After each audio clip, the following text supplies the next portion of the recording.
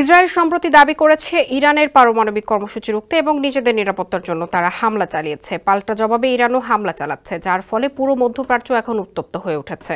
যদিও যুক্তরাষ্ট্র সরাসরি যুদ্ধে জড়ায়নি, তবে ইসরায়েলকে তারা প্রযুক্তিগত সহায়তা ও ক্ষেপণাস্ত্র প্রতিরক্ষায় সহযোগিতা দিয়ে যাচ্ছে। মধ্যপ্রাচ্যে উত্তেজনা যখন চরমে, তখন ইসরায়েলের প্রধানমন্ত্রী বেনিয়ামিন নেতানিয়াহুকে নিয়ে বিস্ফোরক মন্তব্য করলেন যুক্তরাষ্ট্রের সাবেক প্রেসিডেন্ট বিল ক্লিন্টন।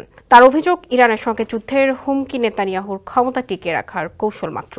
সম্প্রতি মার্কিন জনপ্রিয় টেলিভিশন অনুষ্ঠানে ক্লিন্টন বলেন, নেতানিয়াহু অনেকদিন ধরেই ইরানের সঙ্গে যুদ্ধ চাচ্ছেন, কারণ এভাবেই তিনি অনন্তকাল ক্ষমতায় থাকতে পারেন। গত 20 বছরের বেশিরভাগ সময় তিনি ক্ষমতায় রয়েছেন।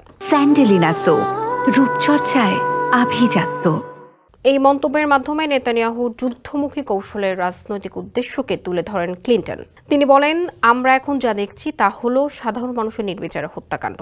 এটা বন্ধ করতে হবে। ক্লিন্টনের মতে, নেতানিয়াহু বা ট্রাম্প নিজেদের রাজনৈতিক অবস্থান শক্ত করা এবং মধ্যপ্রাচ্যের মিত্রদের বোঝানো আমরা তাদের পাশে আছি, কিন্তু রাজনীতির সঙ্গে সম্পর্কহীন সাধারণ মানুষের উপর যুদ্ধ চাপিয়ে দেওয়া কখনোই গ্রহণযোগ্য নয়। ক্লিন্টন আরও সতর্ক করে বলেন, ঘোষণাহীন যুদ্ধের সবচেয়ে বড় শিকার হচ্ছে সেই নিরীহ মানুষরা যারা কোনো রাজনীতিতে নেই, শুধু শান্তিতে বাঁচতে চায়।